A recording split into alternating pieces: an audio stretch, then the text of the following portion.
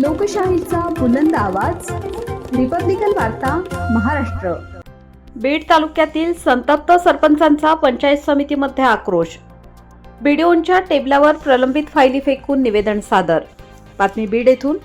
बीड पंचायत समिती अंतर्गत राबवण्यात येणाऱ्या विविध वैयक्तिक लाभाच्या योजनांतील सुमारे 20 अर्ज पोर्टलवर प्रलंबित असल्याचा प्रकार उघडकीस आला आहे।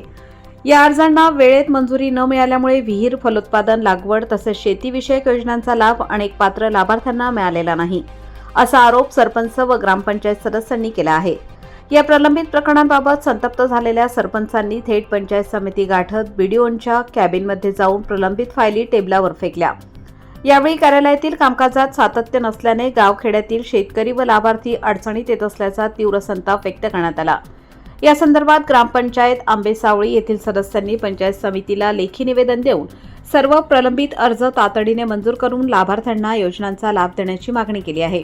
यावेळी सरपंच संघटनेचे जिल्हाध्यक्ष धनंजय गुंदेकर यांनी सांगितले की गाव पातळीवरील शेतकऱ्यांची कामे खोळंबली असून पंचायत समिती कार्यालयात कामकाजात सातत्य नाही, त्यामुळे सरपंचांना हा आक्रमक पवित्रा घ्यावा लागला। तेच काम एमर्जन्सीमध्ये आपण विहीर असेल, गाय होता असेल, फळबागामध्ये शेवगा असेल, असे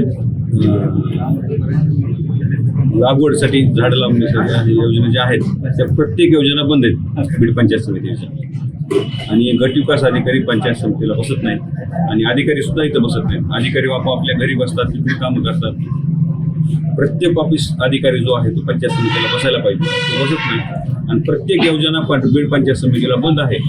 आता घरकुल जे आहेत, पंतप्रधान घरकुल, रमाई घरकुल, शबरी घरकुल, त्यांच्या मागण्या देण्यासाठी सुद्धा 2 आठवडे झालं मागणी घेत नाहीत आणि अधिकारी ऑफिसला बसत नाहीत। हेच फार मोठा मुद्दा आहे। रिपब्लिकन वार्ता महाराष्ट्र वृत्तवाहिनीसाठी जिल्हा प्रतिनिधी Babasaheb बनेरे, Beed. Subscribe now and press the bell icon. Never miss an update.